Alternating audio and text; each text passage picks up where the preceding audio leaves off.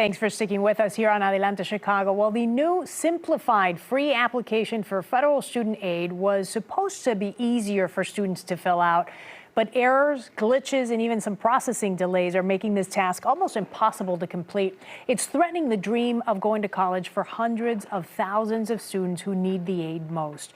So can something be done to navigate through this system? Jason Gonzalez, higher education reporter with Chalkbeat, has been following this story. He has some suggestions for many of us. Welcome. Nice to talk to you. Thank you for joining us. Thank you for having me.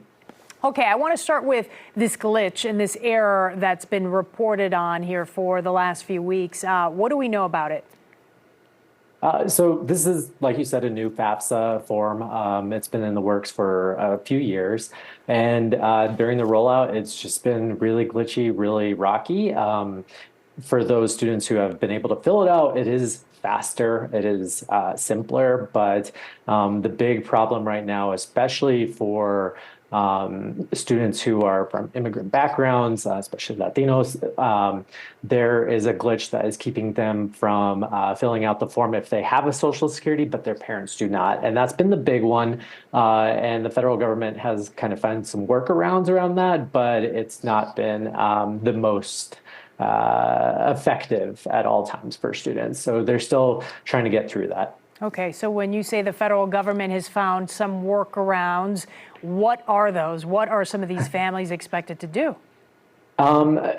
It's best to work with a counselor on this because some of them feel a little bit like a gaming cheat code. It's sort of a backspace, and then it'll redirect you to another page. So it's not the best solution sometimes, but counselors and advisors at schools and colleges, they really know how to get around this page and help families right now. Okay, so the best thing to do is if you've tried to log on and have tried to fill out that paperwork and can't seem to do it, is to call the counselor at your college or the college that you would like to attend, or your high school counselor. Both are great. The schools, colleges, high schools, counselors, advisors, they really want to help students through this right now. They want to get as much support to them as possible and make them feel like this is something that's doable this year, because they want to support their dreams of going to college in the fall. Yeah, and is it the kind of thing that you think will keep many students from going to college? Because listen, financial aid and how much money you'll have in your pocket when you do decide to pick a school is something that is so important that I would imagine it would maybe deter or keep some students from actually choosing a school.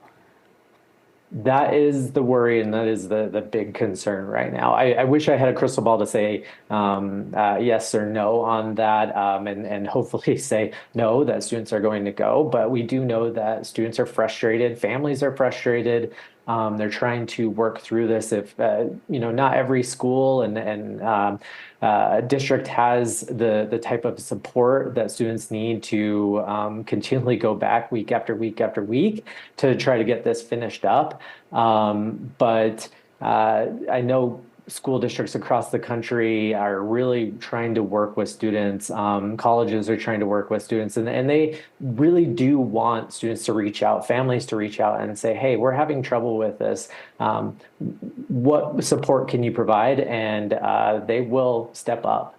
Okay, so in the meantime, there are students who say that they have been successful in getting their information on the FAFSA form and everything has gone smoothly. And the federal government says, look, after we get all this worked out, this is going to be a little bit of an easier process. Explain how it's going to work moving forward and what makes it so much easier for families and students. Yeah, so once these glitches in this new form are worked out by the education department, what we can expect is this form, for some that I've heard, has taken anywhere from 15 to 30 minutes. In the past, it was 100 plus questions.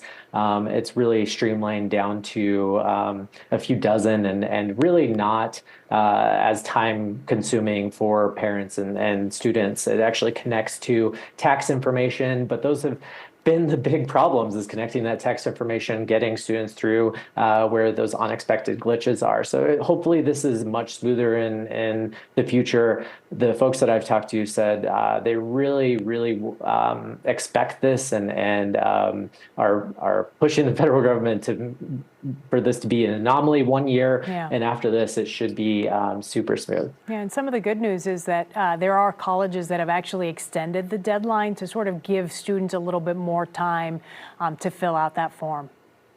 Yes, you are correct. And those are enrollment deadlines. And so that doesn't mean that you have to enroll, make your decision to enroll by that date.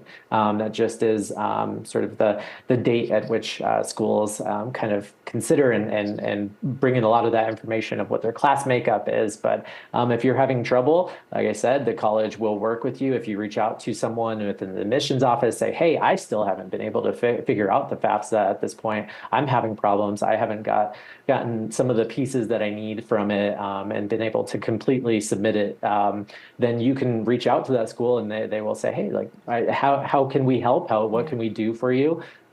Schools, at the end of the day, colleges, universities, they want to see these students enrolling. And it's because of this Social Security issue, because there are, many undocumented families that may not have a Social Security number, or a parent without a Social Security number, that you think that Latino students may be affected or impacted more than others. Yes, it really has been that specific piece. All right, and you write about it in your article in Chalkbeat, which we will post a link to that story on our Facebook page. You also have it that you can share it with us here on the show. There is your handle, or I believe your email address, jgonzalez@chalkbeat.org, if people want to reach out to you with questions or perhaps story ideas linked to this. We appreciate your time. Thank you so much for joining us today. Yeah, thank you so much for having me. All right, we'll talk to you again soon. Thank you.